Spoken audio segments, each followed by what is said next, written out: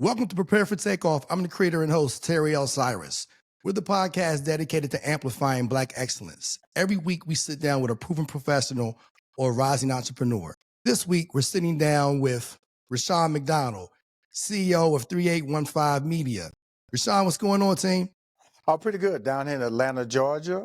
Happy. I'm a Southern boy, so I've lived in New York for a little bit, Chicago. So we all good. First off, allow me to give you your flowers that must deserve. Your career has been something that we've all been in all of, especially us in the fraternity, as well as just in the culture as a whole, man. You've managed to accomplish so many different things. It all started for you in the beginning in Houston, Texas, if I'm correct. Absolutely. I graduated from college in 83. 81, I'd been in college for 4.5 years. And I was just a student, just trying to find my way. And it wasn't until I pledged Omega Psi Phi in the spring of 81 that it changed my life. And I went to a smoker, and they told me the program was going to be, or the pledge period was going to be 6 weeks. Wound up being 13 weeks. But I needed it, Terry. I needed to be able to set a goal. And I knew that graduating was the goal. I'd already been in college for 4.5 years and was not even close to graduating. And so that moment right there in my life when I made the decision to pledge was the first time I had completed something that was goal driven. And it basically set the stage for the life I live today. I'm very goal oriented. I'm also a person who completes what I start, I like to believe. And it all started with Omega Psi Phi. I share that as well, as far as having started that journey earlier in my college trajectory. I pledged my second semester freshman year. I knew it was something that I wanted to do. My brother, he's an 88 Theta Psi, bruh. And I knew that was something that I wanted to do. You heard all the rigors that it came with. So I guess it was the equivalent of like when you were a kid and you knew that when your mom and dad told you that when I get home, it's going to be a problem. I said, if it's going to be a problem, I might as well face it head on. So I faced it my second semester freshman. It really shaped the man that you see today because there's so many different footsteps that we're able to walk in, standing on the shoulders of giants and having had the mentors of people even at my college campus like Dr. R. Charles Byers. He's one of the only people at my HBCU who has a building on campus that was renamed in his honor, and he's still alive. He's a Spring 65 Theta Psi, bruh. Just to have those examples to see all the things that I could accomplish, whether it was in education, whether it was in legal community. There's a number of bruhs that were in Charleston, West Virginia, that were lawyers, you name it. So it kind of put me in a position, to your point, to shoot high. As they say, aim for the moon, and even if you miss, you're among the stars. So that was something that really shaped me. So with all that being said, so you're in Houston, you attended University of Houston, and then you didn't just transition into entertainment. I know your major is mathematics and your minor is sociology. So what was the career profession that you found yourself in when you first graduated?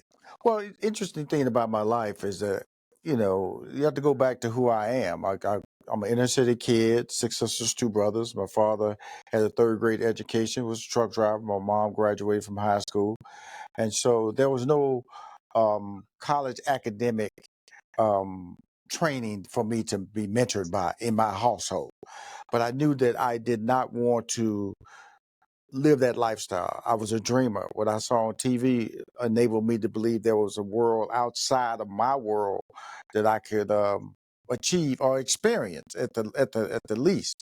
And it wasn't until I ventured out of my neighborhood when my first job was in a Jewish deli, and so it was my first time really working around white people consistently and getting their values and understanding what they thought of me as a person and my talents and being complimented outside of my normal world, and which was a world that was consumed by African Americans or Black people. And so to walk into that world and realize that I could compete and also be recognized as a special talent really started giving me confidence, which led me into my collegiate training at University of Houston.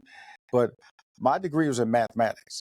And I started out in civil engineering, then I went to chemical engineering, then physics, then economics, and then math. And if I had to do it all over again, sociology, which I minored in my last 2.5 years of college, changed my life. And I would have majored in sociology and probably minored in mathematics or computer science, because those things interested me so much, and it was so easy. Math was so easy for me. I didn't buy a math book until Cal 3. I didn't even have a math book, so it was just I would just walk in the room, look at what was on the board, and walk out. So I couldn't afford a math book anyway. So It was that part too. right. So I had to work with what I got, So Right. I had a great memory, and it was God gave me and blessed me with a skill to work with numbers, and I did that. And I would tell you today, I do not do my taxes. Well, hey, bro, that makes two of us.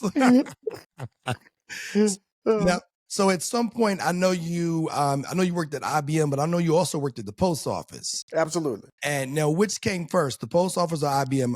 Post office, another numbers thing. Here's the interesting thing about my life is that my first job was my father gave me was unloading boxes on the truck, and he was a truck driver, so he took me over to this place and they gave me a job. It was during the summer, and all the black guys, they unloaded the boxes, and all the white guys, they checked what was inside the boxes. And they worked inside in air conditioning. We worked outside because we were unloaders, and we drove the forklift. And they were just a cool group of black guys that I hung out. But I always noticed the white guys sitting in air conditioning, and I just always ask the black guys, I go, what are they doing? They ain't doing nothing, they over there just checking out stuff, and they just tape it back up. I said, can we do that? Hey, man, that's what they do. That's what they do. And so finally I walked over there and talked to the white dudes. I said, hey, man, how do you get this job? And I remember one of the guys, he was going to LSU, and I just got out of high school. I was still in high school, 15 years old. So that was the first time I really heard about LSU and colleges and all that stuff. And he said, you want to do this? I said, how do you get to do it? He said, all you got to do is open this box, pull out the packing slip, check off what's inside the box, make sure it matches, tape it back up. That's your job. I said, that's it? He said, yeah. So the black dudes out there in the sun unloading, out with the white dudes in the air conditioner doing packing slips. So it all goes back to asking, and it all goes back to not stereotyping, and then carrying life through assumption. But what I will tell you is this, Terry, is that those black men made such an impression on me that when I graduated from high school, despite graduating with honors, I didn't want to go to college. I wanted to be a forklift driver because they were so inspiring. That's why mentorship and relationships are so important to young people, because it can instill values in there that can set forth the dreams that you feel you are capable or possibility within your reach. And I knew being a forklift driver was within my reach. Going to college was not within my reach because it was so far. But I knew I could be a forklift driver tomorrow. So when I graduated, despite graduating with honors, I got out of high school and I got me a job as a forklift driver. My teachers said, what? I said, yeah, I'm going to be a forklift driver. Got me a job. 3 weeks into that job, I dropped a box on a guy's hand and broke it and got fired. That was the end of your forklift career. The guy said, son, I have to let you go. I don't think you know how to drive a forklift. Which is absolutely true, because I never drove a forklift in my life. And when I got the job, I was auditioning on what I saw them do, and they gave me the job. And but I had never driven a forklift in my life. But that was a dream I wanted to pursue. But the interesting thing about it, how I got in college, was I was very much interested in going to Southern University. Went down there in Baton Rouge, and but it was the same school colors, the Jaguar, same mascot, and I felt like I was still in high school. And so I opted not to even fill out an application, even though I went down there to see how it was. And then University of Houston came about because I didn't fill out an application. At least I thought I didn't. And my teacher had me sign a document, which I didn't know was an application document for the University of Houston. So I went back whining and complaining to her, and she is the one that told me I had been accepted at the University of Houston. And so I'm out here. I'm accepted at the University of Houston. I've been fired from my forklift job, and I heard about the post office. And so, again, numbers. And so all I had to do was go in there and memorize. I know my zip code right now, 77005, 77055, which is Spring Branch in Houston, Texas. Numbers, you throw mail, no mail. I went in and scored a 98. I got my job. I was working 6 to 2:30 in the morning, 6 p.m. to 2:30 in the morning. And then my first class was like at 7. So I would get off at 7. If you worked a 12-hour shift, I get off at 7 and I would drive to my first class. And I had a 71 Gremlin, no radio, which I'm just telling everybody. You cannot be half asleep driving in a car with no radio or no sound at all. I can tell you, the fact that I'm sitting here right now, Terry, is a testament there is a God. And he felt that there was and looked over me. Because I swear to you, I woke up many a day headed towards a rail because of the fact that I was tired. Because, you know, I worked 6 p.m. and work a 12-hour shift, got off at 6, went to class. Class wrapped up by 10 o'clock, and then I had to go and drive home. And so I understand the value of hard work, but IBM came after. What happened was with IBM was that I was working full time at a lot of jobs when I pledged in 81. Okay. Like I said, I graduated in 76. So it was 4.5 years of, I think I was just a sophomore, a low end sophomore, Terry, not a high end, a low end sophomore. My GPA was like a 2.8, but I had a secretary. I worked for an oil company. I had a secretary. I was an executive. Okay. I was 23 years old when I decided to pledge. So, you know, being that I was 23, you know, they gave me grief, brother. Why old man pledging? You know, you know, I'm pledging with 18, 19-year-old guys and stuff like that. But I knew that if I didn't complete this task of pledging, then I wouldn't achieve anything in my life. And so that was very important. And I preach that to people all the time, is that if you don't have a goal and you don't lock into what that goal is supposed to be, and I'm very goal oriented today, when I talk to clients or when I talk to my own business, I operate on, because I'm gonna tell you something, the average Black family, and I have to talk about Black people because we are very familiar with the words first and 15. Okay. Those are payroll cycles for the typical Black family. And so we live in that 30-day cycle, which means that if we live in that 30-day cycle, we will never, ever save money. You have to break that 30-day cycle and start living in 90-day and 6 months. And then when you start projecting it to the 90-day and the 6-month period, then you start budgeting, and then you start setting aside money so you can start saving. And when you start setting aside money you can save, then you start making a difference in your life. And so that's what setting a goal means, Terry. If you don't have them, then that's one of the important values you have to pick up. I agree. And not only do we have to have goals, we have to have belief in ourselves. I know you had a belief in yourself despite you having this, as they say, good job at IBM. You decided, I want to be a comedian. I'm sure people looked at you side-eyed and said, you know, you have this good job, you have benefits, you have the security that comes with it. And it's all kinds of unknowns that comes with being a comedian. So what was that like, making that transition? And talk us through that, if you don't mind. Well, no problem. I think that everybody needs to hear the word of, I was afraid. I was afraid of making that transition. Again, I was working at IBM, I was 86. I had made the decision to leave IBM a year before I left because of the fact that it's about planning. It's about, I didn't want to just walk in and say, I quit. Again, like anybody who has an ego, who feels they are bigger than life, I thought IBM couldn't operate without me. And so when I made the decision to resign, I walked into my supervisor's office, had tears in my eyes, and I told him that I had to I made a decision that I was going to pursue a career as a comedian. That was in '86. I felt I was going to be the next Eddie Murphy because he was the biggest black comedian out at the time. He was younger than me. And of course, everybody knew about the legends, Red Fox, Rudy Ray Moore, of course, Richard Pryor's understatement. He was the god of stand-up comedies.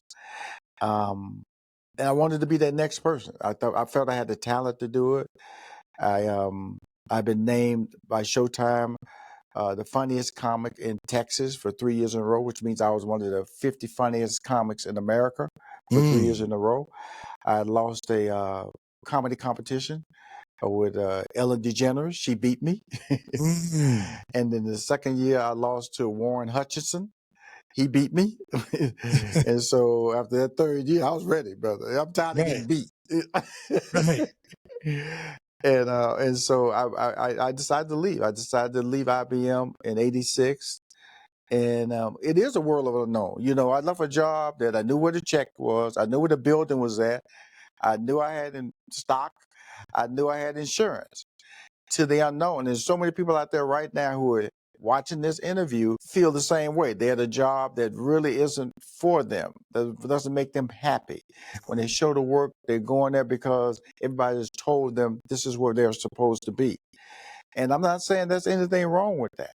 But if you do have dreams, if you do have talents that you can utilize in a format that makes you happy, at least try. At least try.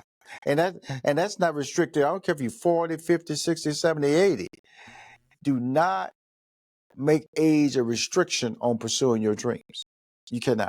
So now, once you took that leap of faith, where did that land you? Did that land you in New York? Did it land you outside of Houston?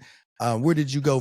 Well, the first 2 years, I was on the road. I was just on the road. And in fact, in '86, that's when I met Steve Harvey. I met Steve Harvey. He was my opening act. That's how our relationship started. Met him in Houston, Texas. And, you know, that's when I met him. I met him. And then in '88, I think that's when he started. That's the first time I saw him on TV, on Showtime at the Apollo. And I was watching, I was going, is that Steve Harvey? And he did this famous joke with Mike Tyson about the eye. Right. And that blew him up. That made him famous. And eventually he became the host of Showtime at the Apollo. And of course, I moved to New York in '88. And then in '90, I moved to LA. I stayed in New York 2 years. And my roommate was from Houston. His name was T-Shun Shannon, who eventually became a writer on Saturday Night Live. And he won Emmys for his writing. And then I moved there in 1990. Then he bailed out on me. So I'm in this expensive apartment in New York I couldn't afford. And then J. Anthony Brown told me, hey, man, why don't you come to L.A., brother? Come to L.A., sleep on my sofa. So I took my car, loaded up my 626 Mazda, and drove cross country, man, and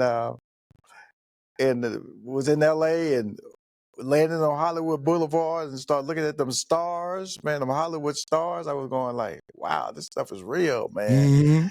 And slept on his sofa and eventually took ownership of his apartment and stayed in LA for 15 years, man. Changed my life, brother.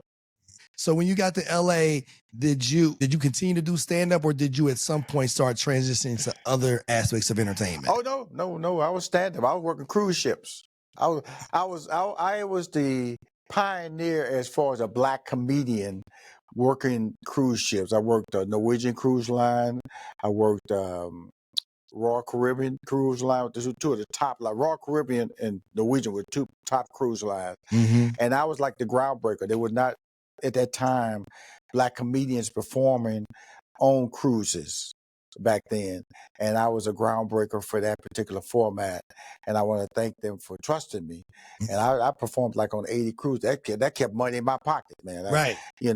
I go out there for a week, get a big check. They fly me out. I can fly my dogs out there. A lot of my frat brothers come out there. They didn't believe they could cruise for free with me. And it was a good time, man. All the Caribbeans, the Mexican Riviera, all that stuff. I enjoyed my life. That funded me enabled me to like continue to do stand up as well. I did the road, the punchlines, the funny bones, which were real pop, the comedy zones, which were real popular at the time. Also funded my career. And then, of course, in 1990, I was, when I moved from LA to, one of the driving forces that got me to LA in 1990 was the Johnny Walker contest. And what happened was Steve Harvey and myself, we were the top 7 finalists. That's why I met Steve again.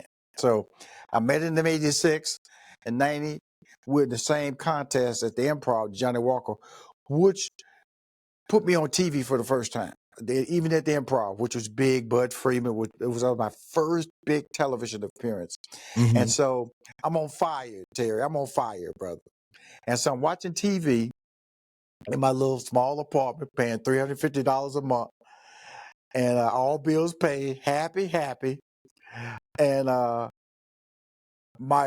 had a feeling in my chest. It felt like a heartburn. So I went to a Walgreens type store, picked up me some Tums, and ate all the Tums before I even got up to the cashier. I was trying to get rid of this pain. Right. And then I went home, and then I spit on the ground, and blood came up. I went, whoa, this ain't no heartburn. I see This blood. ain't normal. And so then I tried to walk up the steps because I was on the top floor, and I couldn't get up one flight of step. I had to sit down.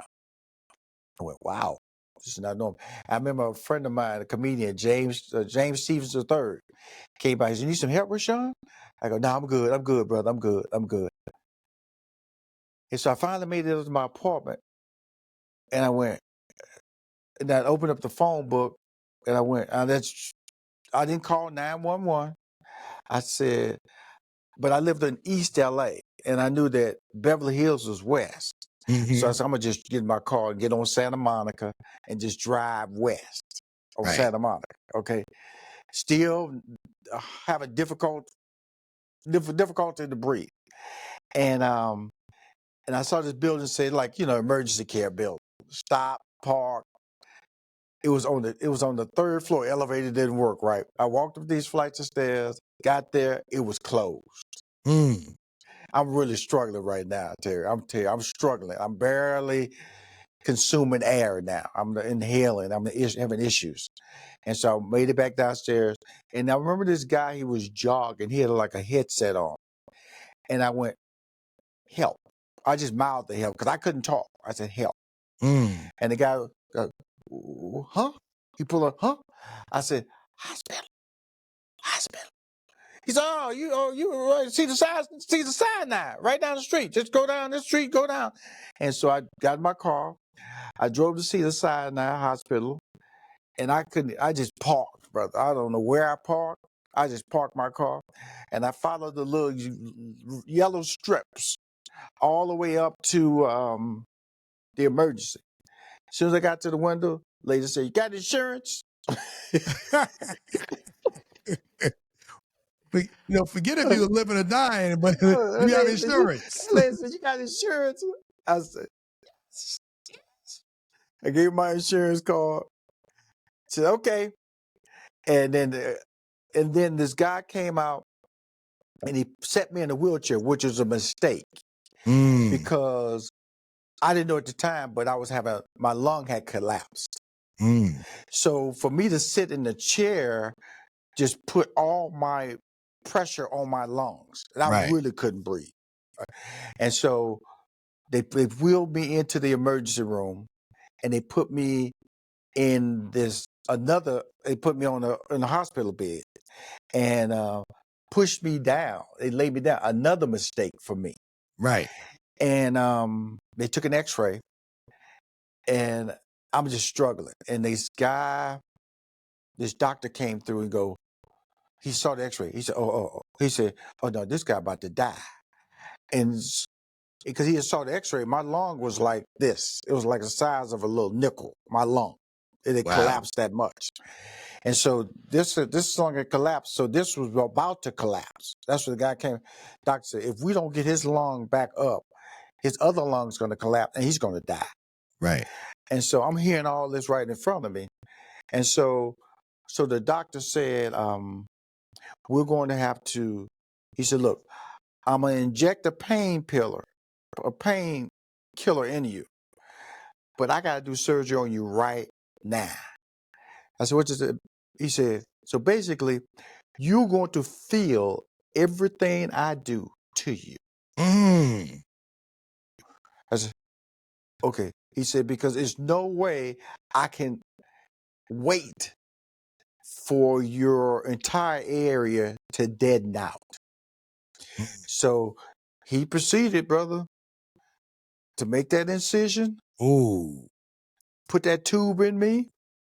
The tube blew up. My arm, my cavity re-expanded, and my lung came back. And brother, that is why I'm sitting here today. Man. As they say, you're here for a real reason. Think about it. God's protective hand was over you when you were driving half asleep. And Yep. then his protective hand was over you when you had this collapsed lung, you had the presence of mind to ask for help. And imagine if you would have just tried to tough it out, or if you just made a different decision, we may not be having this conversation today. We wouldn't be having this conversation. But first of all, I should have called 911 immediately. I had insurance, but again, didn't know what was going on. I dumbed down what I thought was actually going on in my life. And when I got to the hospital, the doctor told me that if I did not have surgery immediately, I would die.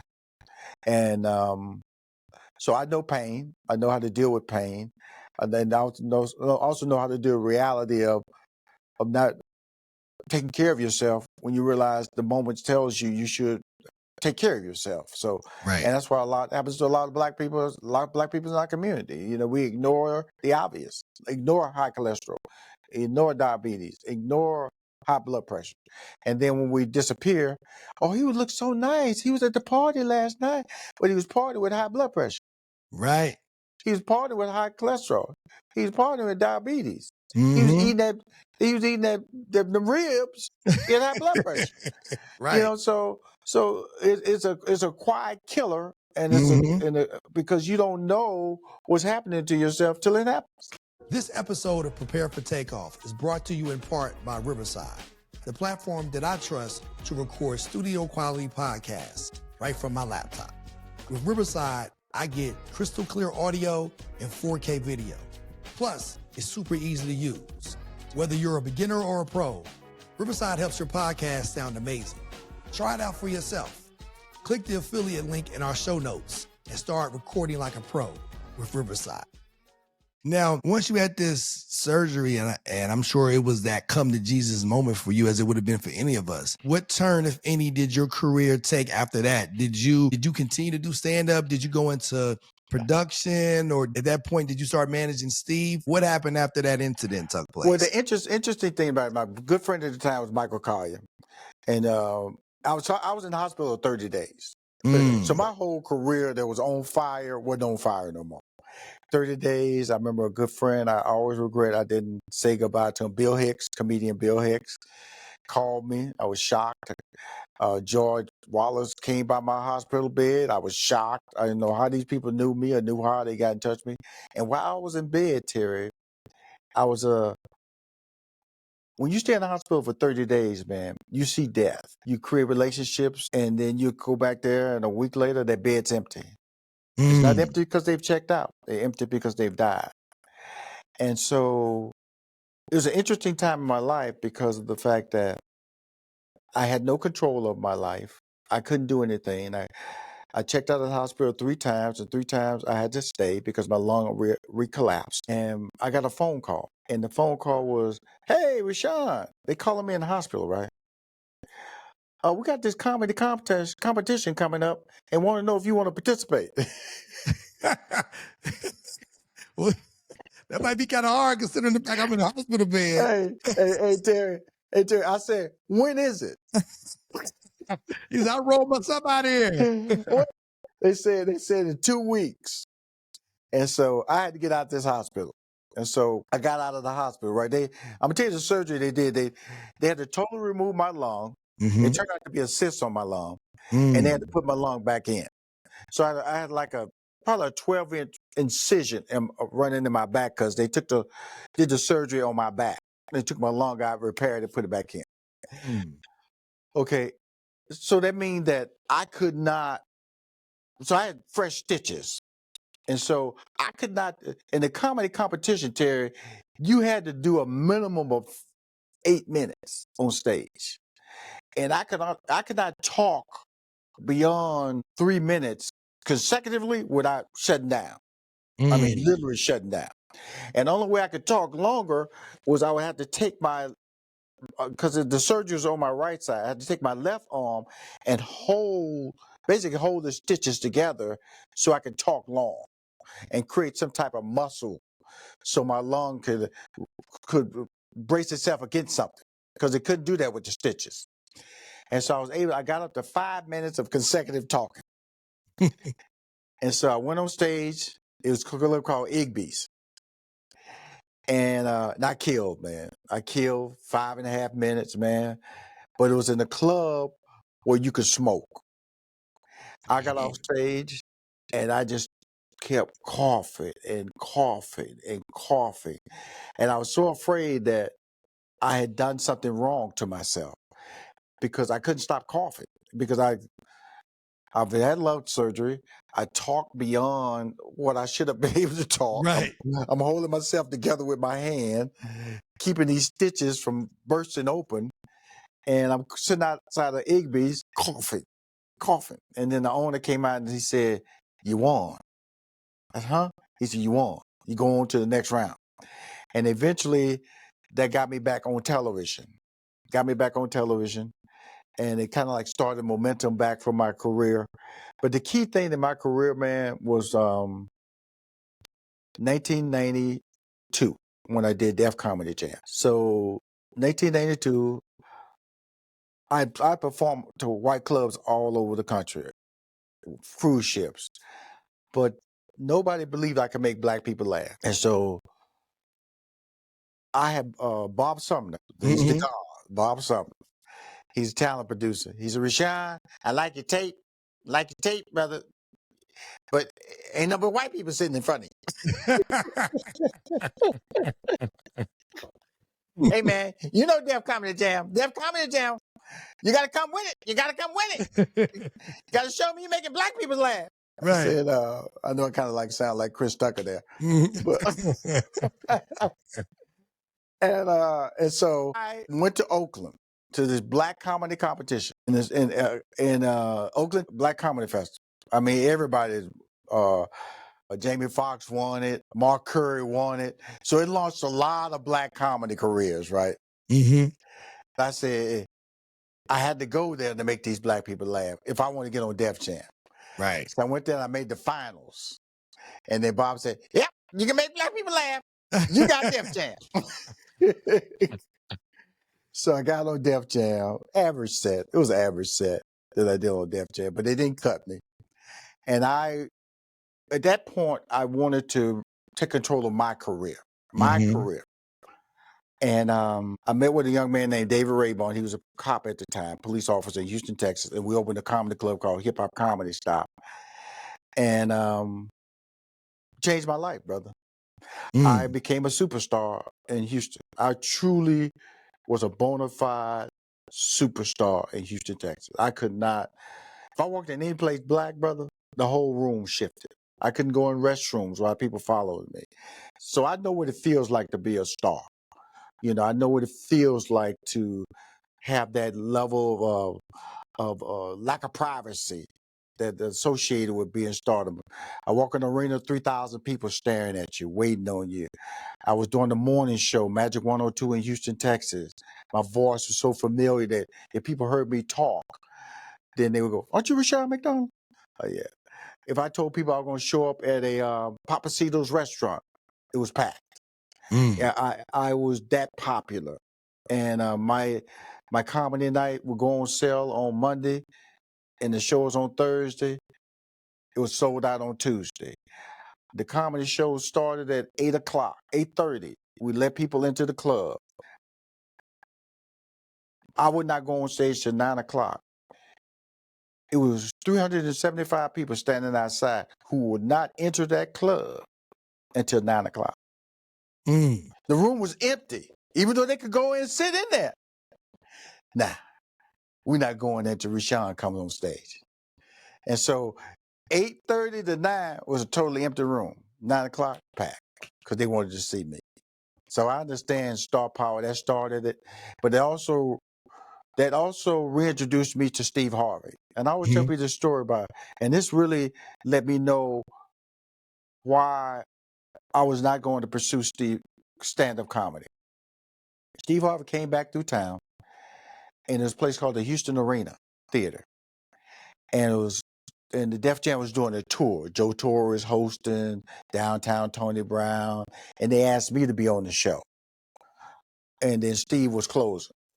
And I hadn't saw Steve, man, years. Okay, we're talking about 92 now. Remember in 86, he was my opening act now. Right. Now he's headlining. He's on Showtime at the Apollo. He's headlining the Def Comedy Jam tour. So this is not the guy I knew. And so we connected. And in the car, he asked me about his act. He asked me some pointers. And I was like, he respected me that much. Mm-hmm. And then I went on stage, right? Lit that stage on fire, Terry. I'm talking about, brother, if anybody following me, I feel sorry for you. I feel sorry for you. Right. Because I told that. And Joe Torre introduced Steve Harvey. Before he even got to the stage, brother, he got a standing ovation.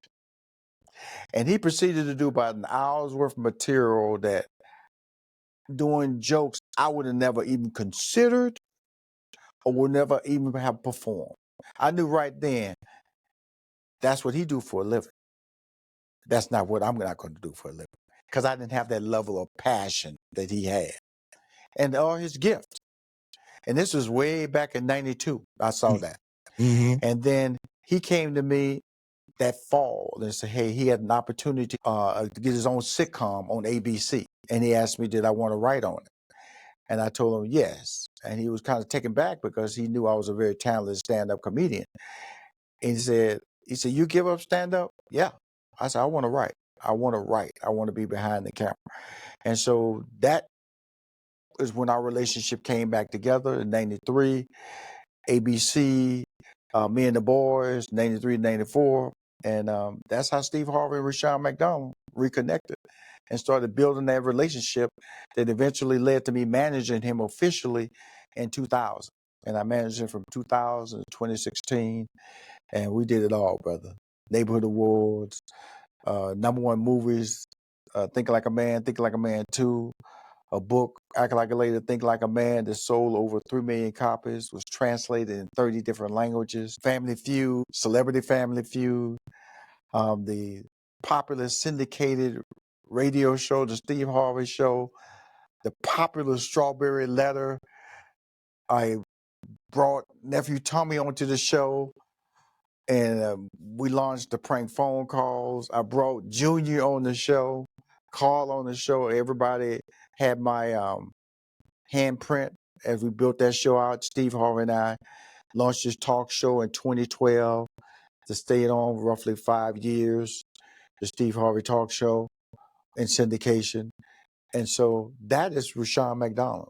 And that world that I created with him is truly a blessing, because we changed the vision and the input and the perspective on Black people, especially Black men, for America. Absolutely, man. Not only am I in all of your career, many people in our community and outside of our community are in all of your career as well. You know, you're very humble about all of what it is you've accomplished. I know you have Emmys. I know you have a multitude of different awards that you didn't. I would tell you something. I respect those Emmys, because I see people, they give credits as Emmy nominations. I've been nominated. You know what I'm saying? I've been Image Award nominated. And I go, wow. You'll see people in the movies, they'll say, I've been Oscar nominated. They're not even the one. They'll say Oscar nominated. They use that as a credit.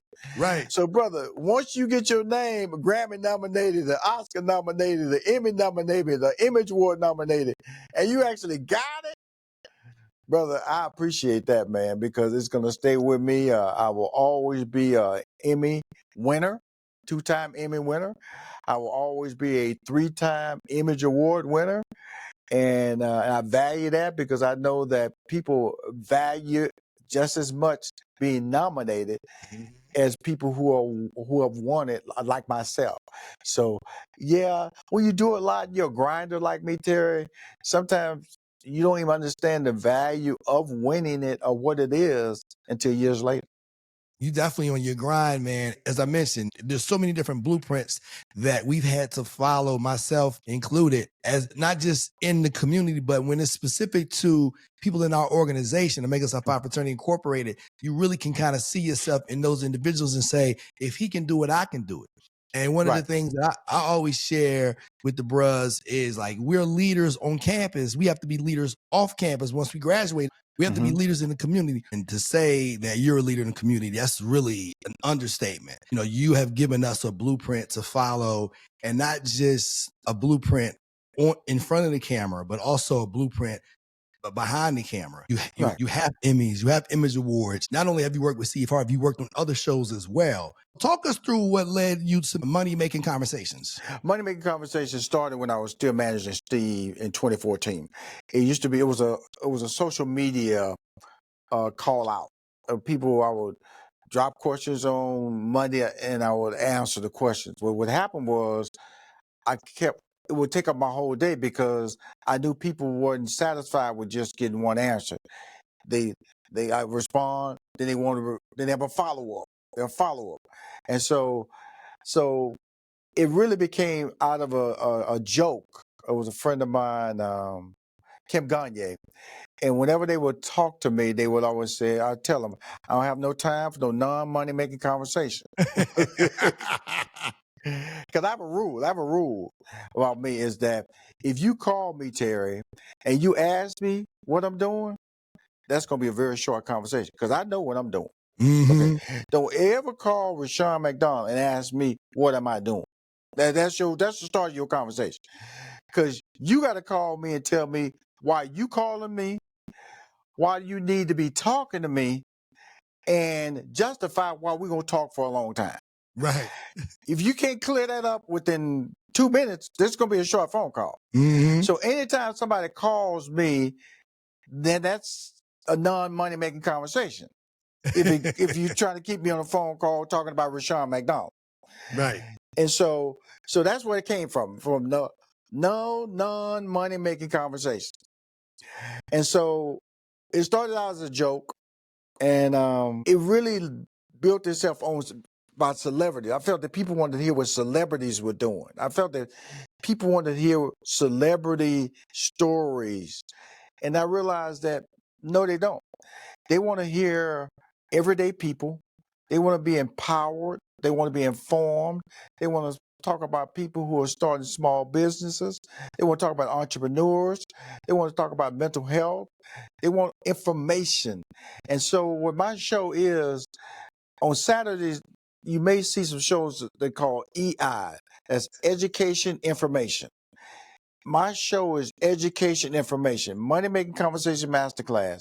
We'll talk to you about entrepreneurship and give you examples of people who have launched, whether it's a distillery, food, architect, anything that is out of the norm, because we are so stereotyped as Black people as to what we can do. So I try to break the norm with information. I talk about housing. I talk about tiny homes. You know, the popularity of tiny homes. I talk about the Black banking. I talk about the stock market. I talk about crypto, which I still don't understand, by the way. But I still keep talking about it. Maybe one day I'm going to understand what the heck going on with cryptocurrency. But I do not know what that is. Blockchains, I hear everybody talk about that, but I do not get it yet. But I do understand the stock market. I understand the value of real estate. All those things is what we talk about on Money Making Conversation Masterclass. It's about individuals who are everyday people, who go in the same grocery store that you go in, who bank in the same bank that you bank in, who have the same dreams that you're trying to have or reach or achieve. And that's the basis of Money Making Conversation Masterclass. It's very successful, and I'm so happy that I have a lot of incredible sponsors on the show. it's amazing that the sponsors that want me to voice their commercials, and with this old country Southern voice, and I try to sound as smooth as I can. But they come to me, brother, talking about, hey man, whether it's Amazon, AT&T, Better Health, whether it's Auto Traders, PayPal, Oscar Mayer, Infinity, BMW, all these people come to me by campaigns. They come to me with an opportunity to present my product, my story, my personality, and my brand to my audience. Where can people listen? I know I've heard you on satellite radio, and I know you're Yes. also on terrestrial radio as well, but how can people listen to that and tune in? Well, the beauty of me is go to moneymakingconversations.com. That's moneymakingconversation.com. And you can see the whole history of my podcast. All 1,400 episodes I've ever recorded are on that website. But if you have a Sirius XM, channel 141, 142. If you are in Houston, Texas, KTSU, every Tuesday at noon, because I am on linear radio stations throughout the country. I'm on 20 HBCUs, by the way, throughout the country, on FAMU, Bethune-Cookman, Winston-Salem, Jackson State. So I'm so proud of the number of HBCUs that carry my show, because again, it's education information. And so my brand that I'm trying to do and what I'm offering, Terry, is for everybody to realize that they can be successful if they're mentored correctly, if they're given the right advice to achieve success, and also let them realize that there are many different paths to being successful, and it's not just one. And your path is going to be unique because it's you. Thinking about starting your own business? Make it real with Shopify, the all-in-one platform trusted by millions to sell online and in person, whether it's merch, art, or digital goods. Shopify gives you the tools to build, grow, and succeed. And here's the best part. When you sign up using the affiliate link in our show notes, you're supporting Prepare For Takeoff and starting your business off right. Click the link and start your free trial today. Everybody has a different path, as we all have a different purpose. And for me, I always try to encourage people to pursue your passion, because your passion will lead you often to your purpose. And everybody has a different purpose, but I think we all have something in us. We have to see it in ourselves to ignore all of the doubts, ignore all of, as they say, the haters and all of the naysayers, and continue to listen to that inner voice and have that belief in ourselves. And one of the things we've heard a million times, if they can do it, I can do it. No one's going to save us. We have to save ourselves. And mentorship in our community is extremely important, because I've seen people outside of our community and I've seen them practice mentorship and sponsorship. And that's something that I embrace. I'm always trying to look for people to mentor, whether it's in my peer circle, whether it's people that are on the rise, whether those are those recent college graduates. We've done a number of different things in the space of HBCU outreach, and I'm all about pouring into others, and we share that in common.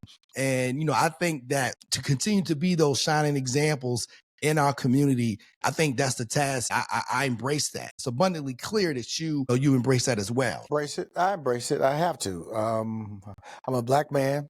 When I walk in the room, I'm a black man.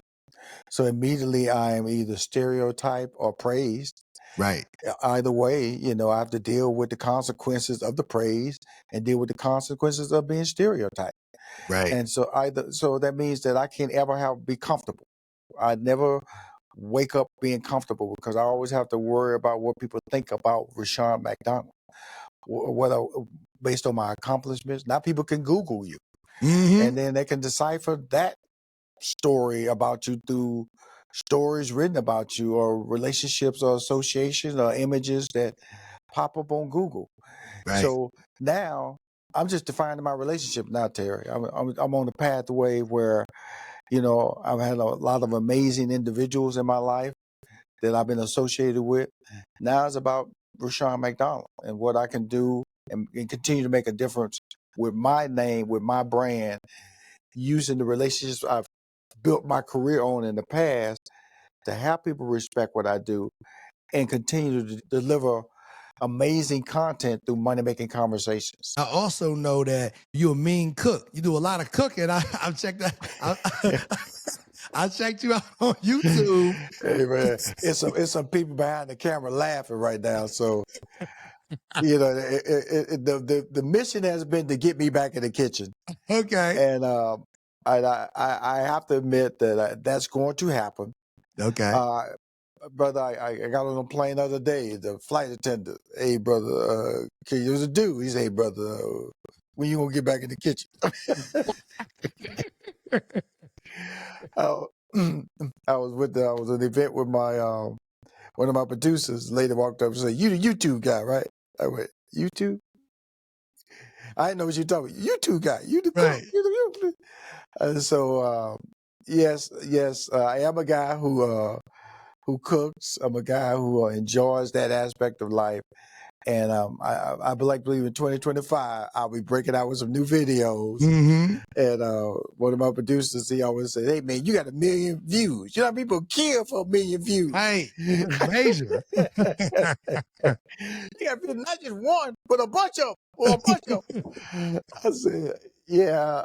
And because that's what they do, because they remember me off of old videos, because I have not produced a new video in probably about 3 years. About 3 years. And so, but I got to get back in there and just start burning again, man. Just start cooking. That's something that we as Black men, just men in general, we have to embrace that. And then we look to people like you as that inspiration, because a lot of us don't know how to cook. I don't.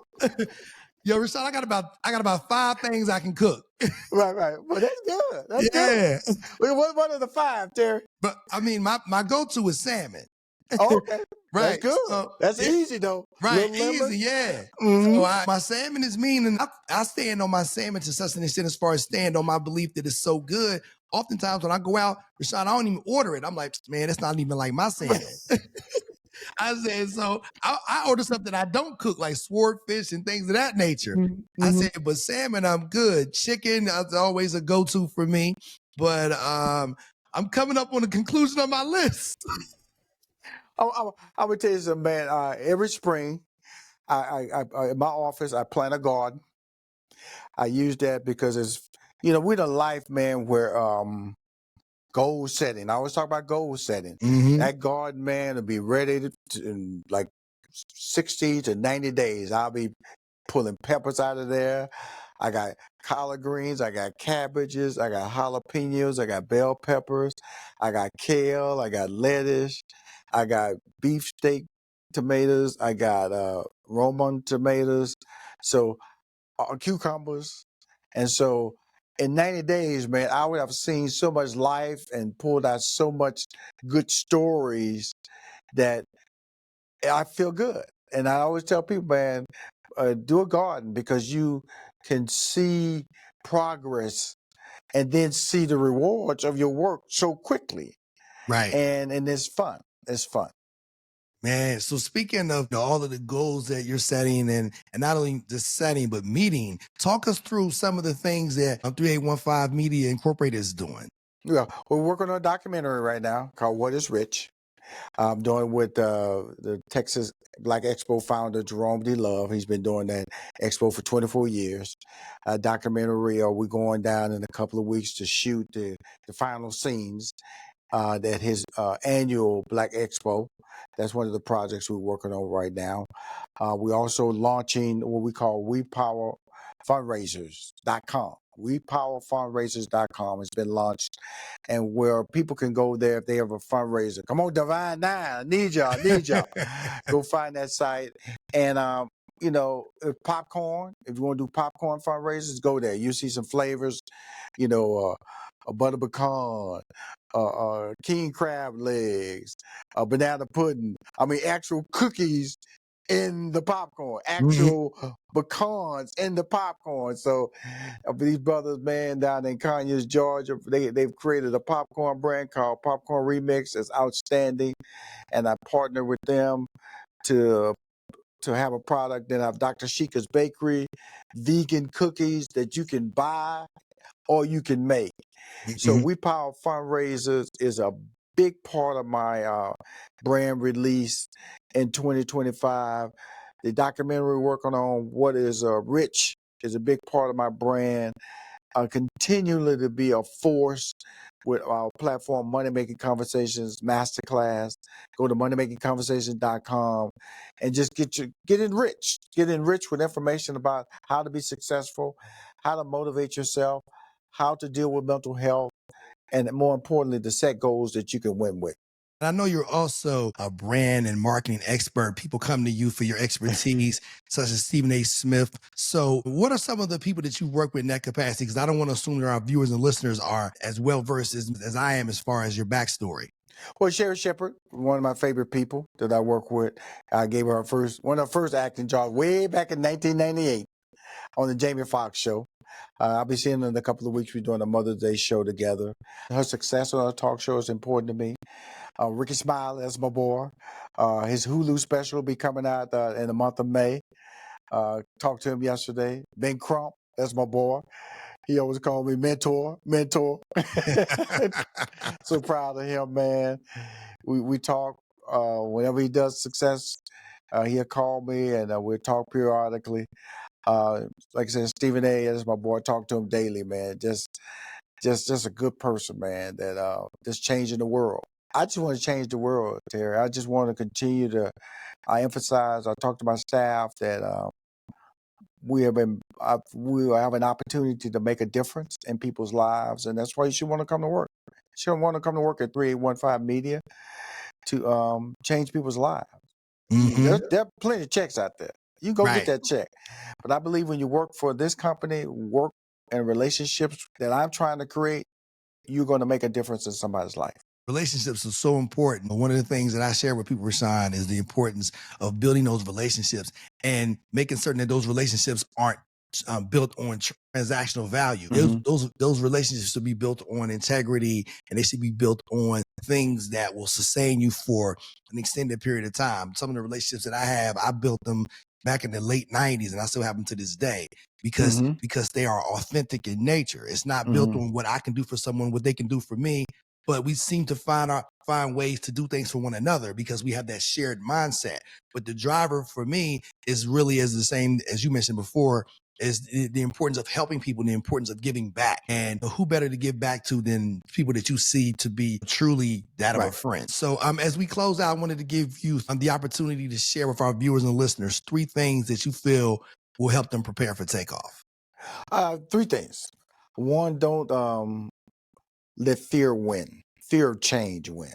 And that's what a lot of people right now who are watching this or listening to this show are sitting in a relationship, they're working on a job or pursuing an education that they don't want. Or they've been told that that's what they're supposed to be. They've been told that their relationship is the relationship that's right for them, or fear of leaving that relationship because of income, or looking in the mirror and not happy and don't know how to get out of that rut. That's fear. And you can overcome fear by putting together a plan. I'm going to tell you something. You cannot win against fear unless you have a plan. And so if you are afraid to make change, start writing down what you want to do.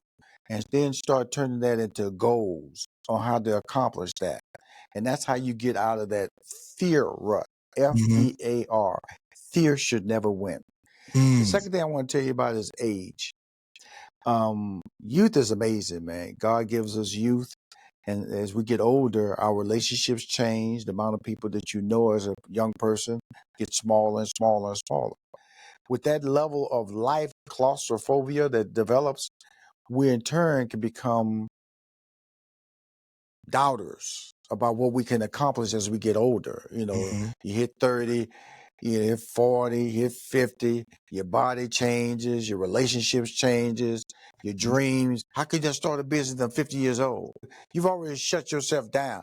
How can I start a business at 60 years old? How can I start a business at 70 years old? You can start whatever you want as long as you put together a plan, believe in it, and don't let fear win. Right. Again, fear stops a lot of people. Fear stops people just in life in general. Fear can stop you based on your age. The third thing I would tell you is about relationships, man. If you don't have the right people telling you that you can be successful, you will never win. It's like That's why I just hate people who abuse young people. I hate Mhm. people who abuse people in general, but especially young minds. Because like I told you, when I was 15 years old, I saw these guys driving forklifts, and I wanted to be a forklift driver. Despite the world telling me that I was this incredibly gifted young man, teachers telling me that I was going to be special, all I ever wanted to be was a forklift driver because they made an impression on me. Right. And so that lets me know that the right people around the right person or kid, the possibilities become possible. Mm-hmm. And I'm Rushion McDonald because of the fact that the right people made it a point to keep me on track. And Right. boy, I kept jumping off that track. I remember Richard Weiss. Richard Weiss, he's a brand partner with William Morris. Big. He was Right. my first agent. And he told me, he said, Rushion, you are a train on a track, and I'm just trying to keep you on that track. Keep you from derailing. Right. He said, and he's right, brother, because it was so funny. It was like about a year ago, and I hadn't talked to Richard, man, in like maybe 30 years. And like I say, he's big, man. You know, LL Cool J, he built his career and all that stuff. And he called my number. He said, I wanted to see if this number worked. And you picked up. I said, yeah, Richard. He said, man, he said, you stayed on that track, brother. You stayed on that track. So I tell everybody, man, that you never know who's watching. Right. It's a journey that we all have to deal with as an individual. But know that God is always watching. But there's people on this earth are watching you too. Plan a future that works for you and not a future that works for somebody else. That way, when you fall down, you can get up when it's your plan. But don't expect help when it's not your plan. Those are bars right there, Rushion. I know our viewers and listeners enjoyed this conversation, and I'm sure they're going to want to get, even more nourishment from you. So how can they follow you on social media? Just go to moneymakingconversations.com. That's all. Go to money. I'm in the feeding business. I'm in the feed. Don't feed me. I'm trying to feed you. Right. Just go to moneymakingconversations.com. Download my podcast. If you're an entrepreneur, click the Be a Guest button. You got a product, click the Be a Guest button. If you're a small business owner, when you go there, click the Be a Guest button, and it will download a form, and you can be a guest on my show, and I can promote your brand and give you a platform that you can win with. In order to continue to feed people, we got to get you back in that kitchen, man. Well, again, that's going to happen very soon. So probably this summer, brother. I kid you not. I look forward to it, man. Well, thank you so much for spending so much of your time with us. I truly enjoyed this conversation. And once again, please allow me to give you your virtual flowers, your much-deserved flowers, for all of your continued success and how you continue to inspire people like myself and others, and all of the work that you do with young people and people of all ages, man. Once again, thank you so much for all of what it is you do. Also, I wanted to, thank our viewers and listeners, whether you're watching on YouTube, whether you're watching on Spotify or listening on Apple Podcasts, Amazon Music, Audible, iHeart, or Pandora. As you know, every week we're going to continue to bring you conversations with proven professionals or rising entrepreneurs. And all of these conversations, just like this one, will help you prepare for takeoff. Rushion, thanks for joining us, my brother. Had to get that in, baby. Absolutely, man.